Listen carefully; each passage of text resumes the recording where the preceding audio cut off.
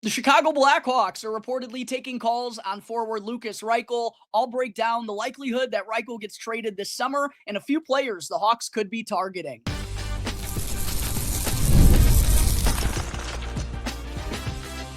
You're Locked On Blackhawks, your daily podcast on the Chicago Blackhawks, part of the Locked On Podcast Network, your team every day. What's going on, Blackhawks fans? Welcome back to another episode of Locked On Blackhawks, part of the Locked On Podcast Network, your team every day. I'm your host, Jack Bushman. Check me out on X at Jack Bushman2, but make sure to follow my strictly Blackhawks account at Talkin' Hockey. That way you don't miss out on any of the latest Blackhawks news and updates. And I also got to give a quick shout out to today's sponsor, which is Game Time. Go and download the Game Time app, create an account, and use our promo code LOCKEDONNHL in all caps for $20 off on your first purchase. All right, Blackhawks fans, opening things up on the show here today. An interesting report surfaced a couple of days ago from David Pagnotta of the fourth period on Blackhawks forward Lukas Reichel, saying that, quote, teams have been calling about Reichel and the Blackhawks have been listening. Pagnotta also added that Chicago is looking to package assets in return for immediate upgrades, close quote. And I just thought the timing of this was pretty uncanny considering how in my Blackhawks middle of summer forward lines projection episode that I dropped a couple of days ago, I mentioned when going through the line combinations, there doesn't really seem to be an ideal spot for Lukas Reichel once again on the roster this year because we know he's not likely to get top 6 ice time, 99.9% chance that's not going to be happening. And I still don't feel like there's really the right type of players down in the bottom 6 for Reichel to kind of go and turn the tides. I had him skating on the third line with Ilya Mikheyev and Jason Dickinson. And as I outlined, I feel like that's more of a checking line. While, Dickinson obviously scored 20 goals 2 years ago, Mikheyev had a really nice season last year and does bring some good speed to the table, which helps him on the offensive side of things. I still don't feel like that's an ideal spot for an offensive-minded player like Lukas Reichel in the lineup on a checking third line. And that kind of feels right like the problem the Hawks and Reichel have been facing for these last couple of years. So kind of seems like something has got to give at some point, even though I have mentioned in the past that I do like the idea of bringing Reichel back in the final year of his contract with a new head coach and Jeff Blashill coming in, and also recognizing that, it definitely hasn't been an ideal start to Reichel's NHL career, but he definitely hasn't been put in an ideal situation to succeed, considering his role. Again, the players he's been mostly playing alongside, and also considering the Blackhawks have been one of the worst teams in the entire NHL.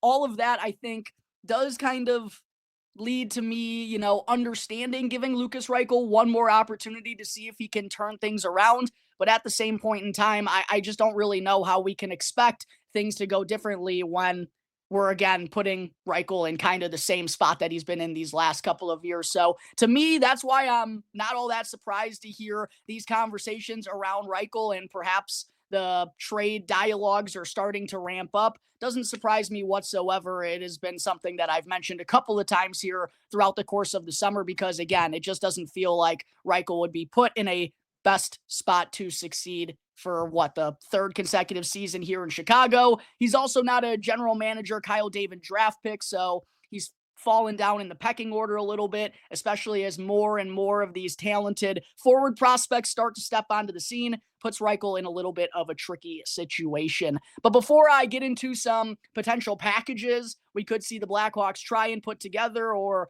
who they could be looking at to acquire in return, which I'll be diving into here in just a second during segment 2. I first wanted to get into kind of an overview of Reichel's NHL career with the Blackhawks thus far and kind of how we got to this point in time. Reichel, of course, was the 17th overall pick back in the 2020 NHL draft, but is now 23 years old, turned 23 back in May, and he's now listed at 6 foot, about 170 pounds, so still a little bit undersized. Maybe hasn't filled out that frame necessarily how the Blackhawks or us fans have expected. And we've also seen him play both the center and the wing position so far in his young career, which I don't think has done him any favors at all either, because he grew up playing as a wing. He did get an opportunity over in the DEL in Germany before coming over to North America to play the center ice position, but I still always feel like he's done his best work when playing on the wing. So I feel like that's the position.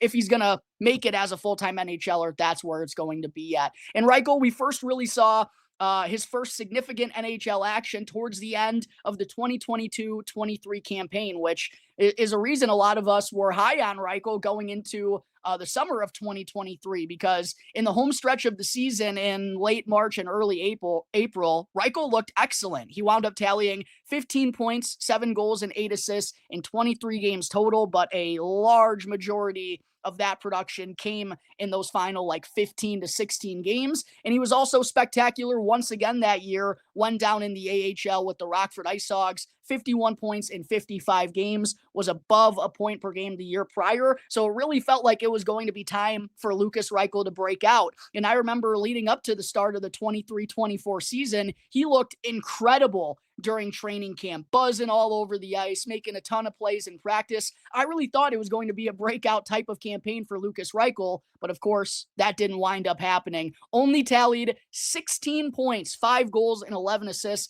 in 65 NHL games that year. Also wound up getting sent back to the Rockford Ice Hogs when we had kind of hoped that was a step that he had gotten past in his development curve. And then kind of the same thing transpired for Reichel last year. Once again, utilized in mostly a bottom 6 role, only tallied 22 points, 8 goals, and 14 assists in 70 games played. So has not been a productive last 2 seasons for Reichel. Again, I don't think he's been utilized in the best ways, but I don't think he also has done himself any favors at the same point in time. So ultimately, Blackhawks fans, to tie a bow here on segment 1, do I think Lukas Reichel gets traded by the Blackhawks this summer?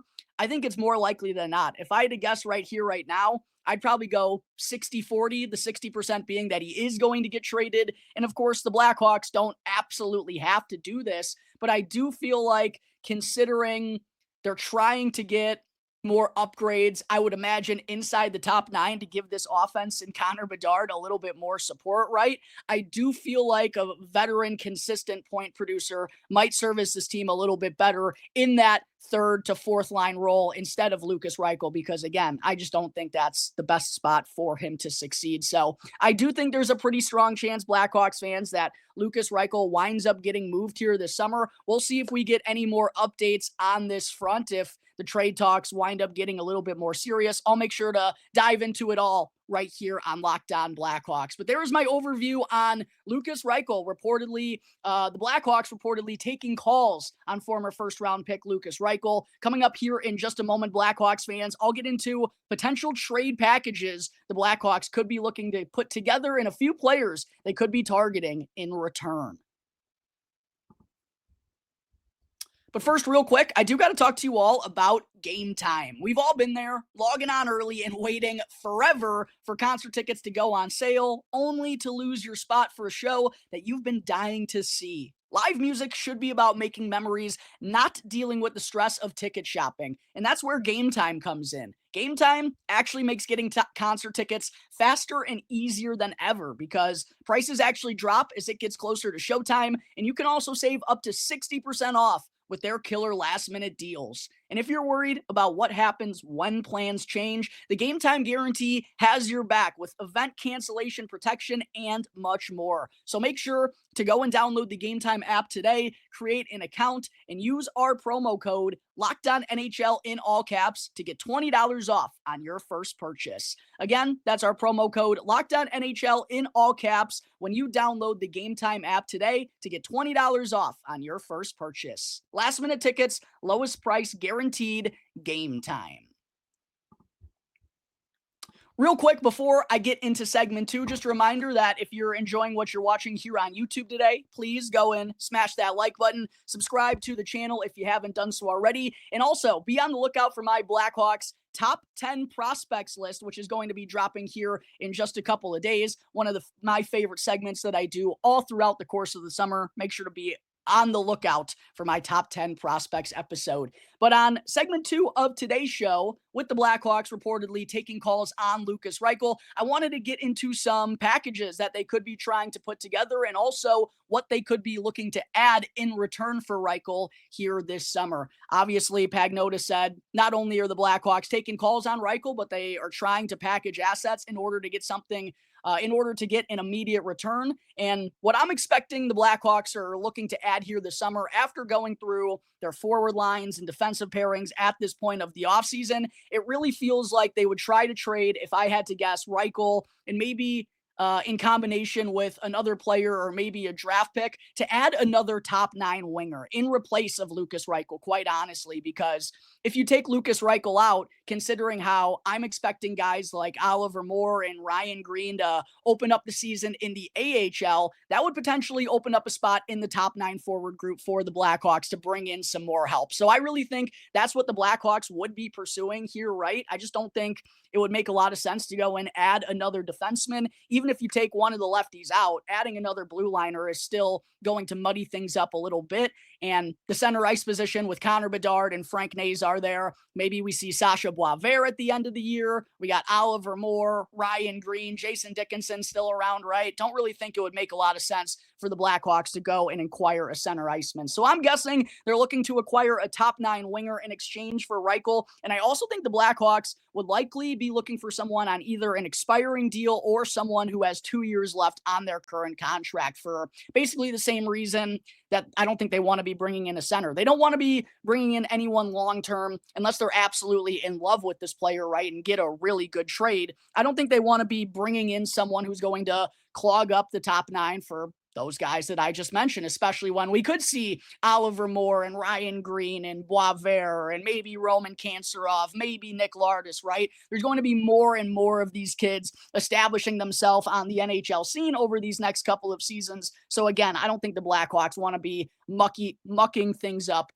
even more than they kind of are right here, right now. So that's where I'm guessing general manager Kyle Davidson's head is at when taking calls on forward Lukas Reichel. As far as what could they possibly package together along with Reichel to go and get a true top 9 asset? Well, I've talked about the sheer number of left-handed defensemen in the organization for quite a while. That seems like it would be the most likely asset if they were bundling something together along with Reichel. Either Kevin Korchinski, 7th overall pick in 2022, still only 21 years old, but obviously his first 2 professional seasons haven't been ideal here in Chicago. Wyatt Kaiser is also a good, speedy, two-way defenseman who looked really solid in his 57 games, I want to say, that he played with the Blackhawks last year. Obviously needs a new contract, so maybe that puts him into the conversation potentially along with Lukas Reichel here. And then there's also Ethan Del Mastro and Nolan Allen, but undoubtedly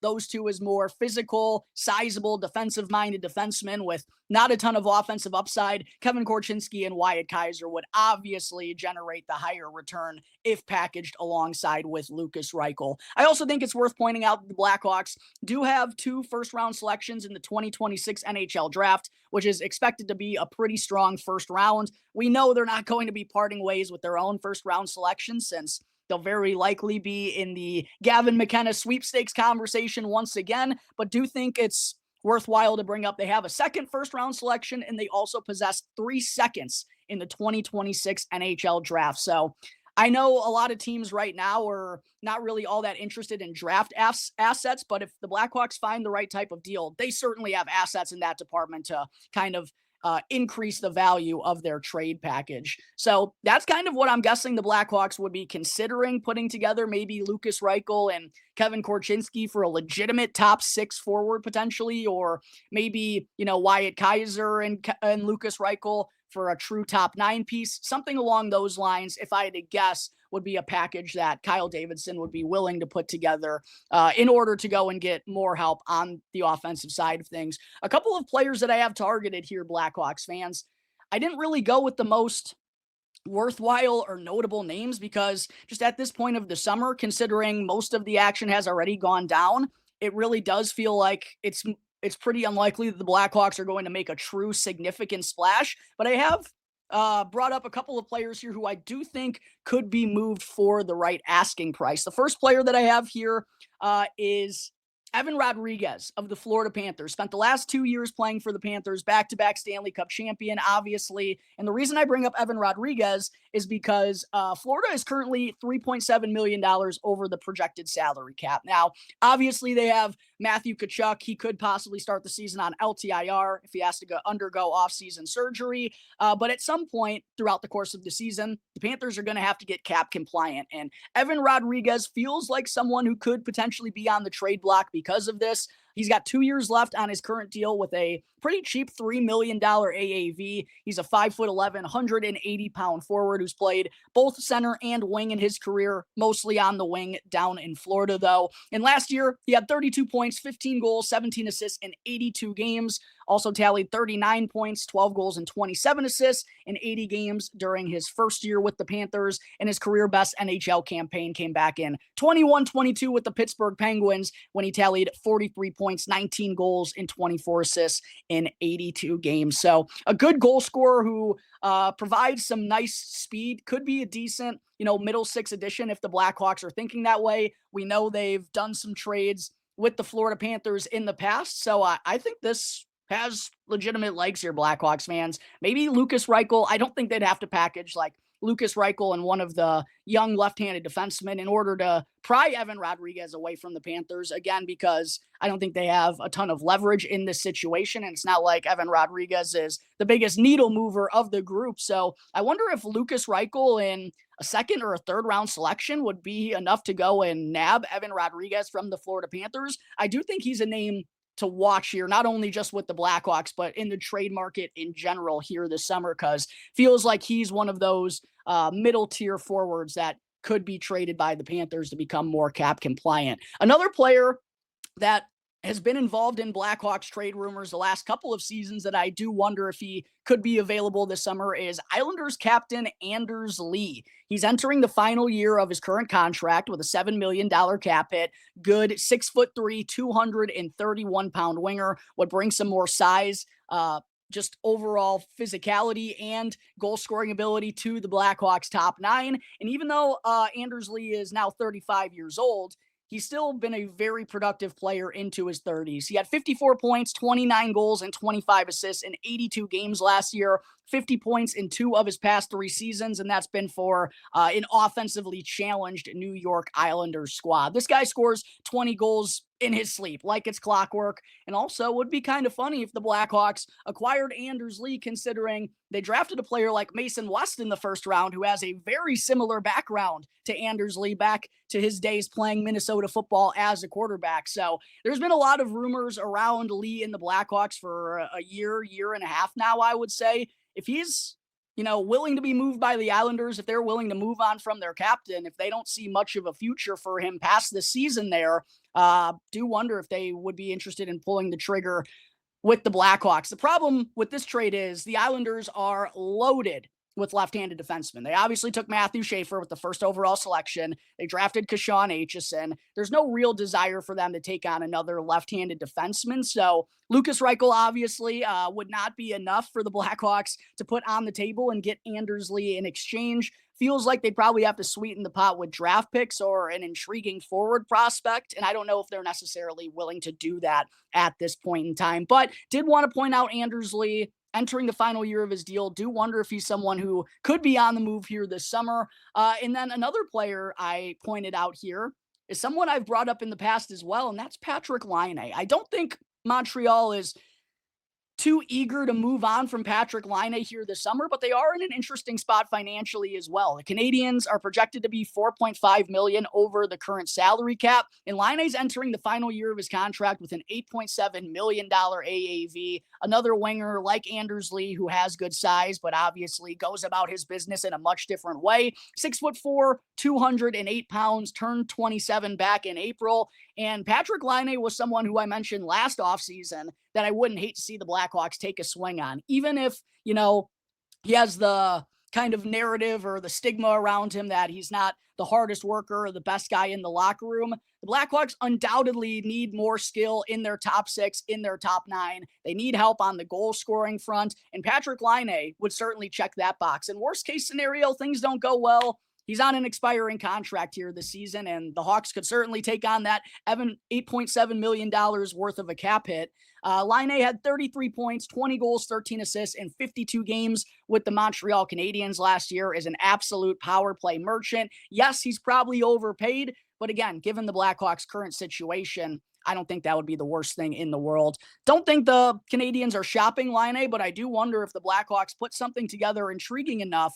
I don't know if they're even all that interested in a guy like Laine, but I do think he would be obviously an upgrade inside their top 9. Another player I wanted to bring up from the Montreal Canadiens as well is Josh Anderson, who has 2 years left on his current deal with a $5.5 million cap hit, 6'3", 226-pound winger, another guy who could bring size and some skill, even if things haven't gone great for him offensively the last couple of years with Montreal. He's a very solid two-way forward, and also the Blackhawks could definitely use some more size around couple of their smaller, younger players. Anderson turned 31 back in May. I mentioned the productivity hasn't been great for him since joining on with Montreal. Had just 27 points last year, 15 goals and 12 assists in 81 games, and the year prior was even worse. Only 20 points, 9 goals and 11 assists in 78 games. So definitely the $5.5 million cap hit is a bit of an overpay here for Josh Anderson, but for the same reason as Patrik Laine, the Blackhawks obviously wouldn't bat an eye at adding that to their salary cap, and Anderson would definitely be an upgrade, and I do think he'd be a pretty decent fit on that third line, along with Ilya Mikheyev and Jason Dickinson. So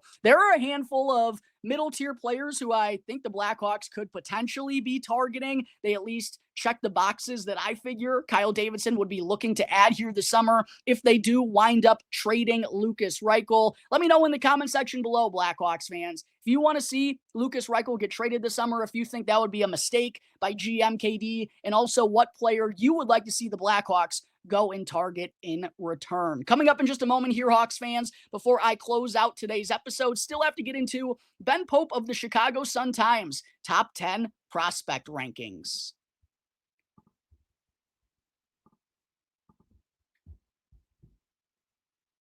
Before I close out today's episode, just want to say thank you all real quick for making Locked On Blackhawks your very first listen here to start off your day. For your second listen, make sure to go and check out the Locked On NHL podcast, where there is no offseason, bringing you the daily league-wide stories that matter the most with the local coverage you love from Locked On. And you can now find Locked On NHL on YouTube or wherever you may be listening to your podcasts.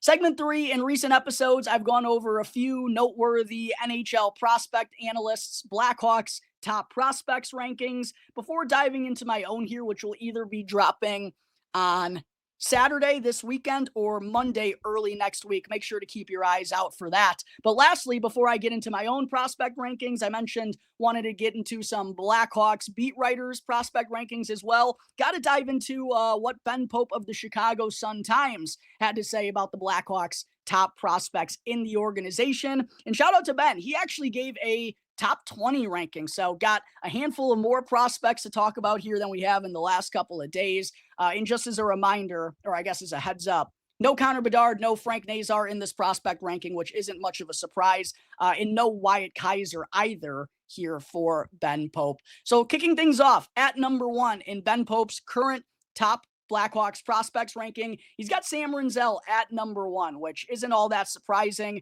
Back-to-back lists I've gone through now where Sam Rinzel kicks things off at number 1. And considering how sharp he looked, again, in a small stint with the Blackhawks last year, I think all of us are rightfully excited to see what he's going to do in his first full pro season. At number 2, another right-handed defenseman in the Blackhawks prospect pool, Ben Pope has Artem Levshinov, who, like Sam Rinzel, was up in the NHL with the Blackhawks late last year and handled himself very well for a 19-year-old. Coming in at number 3 is the 3rd overall selection from the 2025 NHL draft, Anton Frondel. No surprise with the top 3 once again here in Ben Pope's prospect ranking. Again, I think it's pretty consensus who the top 3 prospects are in the organization. It's just how you want to go about ranking them is where things can kind of differ. At number 4, Ben Pope does have Kevin Korchinski still, who, like I mentioned earlier, hasn't gotten off to, the best start to his pro career, but is still a young man who has tons of upside given the way that he skates and his offensive abilities. Big year, though, undoubtedly, for Kevin Korchinski here. At number 5, behind Kevin Korchinski, Ben Pope has Oliver Moore. Played in 8 NHL games with the Blackhawks late last year. The speed and the two-way play, that's going to be Oliver Moore's bread and butter. At number 6, Ben Pope has Nick Lardis, the 70-goal scorer from the OHL last year, now joining on to the professional ranks. Very interested to see how he's going to look during training camp and the preseason. Then at number 7 is Roman Kanserov, who did a ton of great work in the KHL last year as a 19, 20-year-old. At number 8 is Sasha Boisvert, one of the best freshmen in all of college hockey last season. At number 9 is big left-handed defenseman Ethan Del Mastro. And then rounding out the top 10 for Ben Pope is likely the starter for the Rockford Ice Hogs to open the 25-26 season, Drew Commesso. Then at number 11, Ben Pope has Colton Dach, who's going to be fighting for one of those final roster spots in the Blackhawks opening lineup. Ryan Green comes in next at number 12. Saw a little bit of him after his junior season with Boston University last year. Number 13 is Merrick Vanacker, first-round selection in 2024. Hopefully has a monster season with the Brantford Bulldogs before turning pro. Then at 14, we got Vaslav Nestrasil, the big Czech winger who was drafted out of Muskegon in the USHL last year. At number 15, we got Mason West, the Edina quarterback, who's going to be joining on with Michigan State as a freshman in 26-27. At number 16, we got Samuel Savoie, an absolute goon of a man, one of my favorite prospects in the entire pool. Another guy who's going to be fighting for one of those final roster spots on the Blackhawks NHL camp. At number 17, former first-round selection back in 2021, Nolan Allen. Number 18, we got AJ Spellisy, who surprised everyone and stuck around a lot longer than anyone anticipated during Blackhawks training camp last fall. At number 19, we got Jack Pridham, a fellow third round selection, in the 2024 NHL draft. Not going to BU in the fall, will actually be returning to the Kitchener Rangers of the OHL. And then closing things out here for Ben Pope, at number 20, he's got John Mustard, another third-round selection for the Blackhawks in 2024, returning to Providence for his sophomore campaign. All right, Blackhawks fans, that's going to wrap up today's episode of Locked On Blackhawks. As always, thank you all again for joining me on the show. Be sure to go and follow Locked On Blackhawks for free wherever you may be listening to your podcasts. Go and subscribe to Locked On Blackhawks on YouTube as well if you haven't done so already. And that way you can get notified when the episode is uploaded each and every day. I'm your host, Jack Bushman. Check me out on X at Jack Bushman2, but make sure to follow my Strictly Blackhawks account at Talkin' Hockey. That way you don't miss out on any of the latest Blackhawks news and updates. So until tomorrow's episode, everyone, enjoy the rest of your days. I'll see you next time on the Locked On Blackhawks podcast, part of the Locked On Podcast Network, your team every day.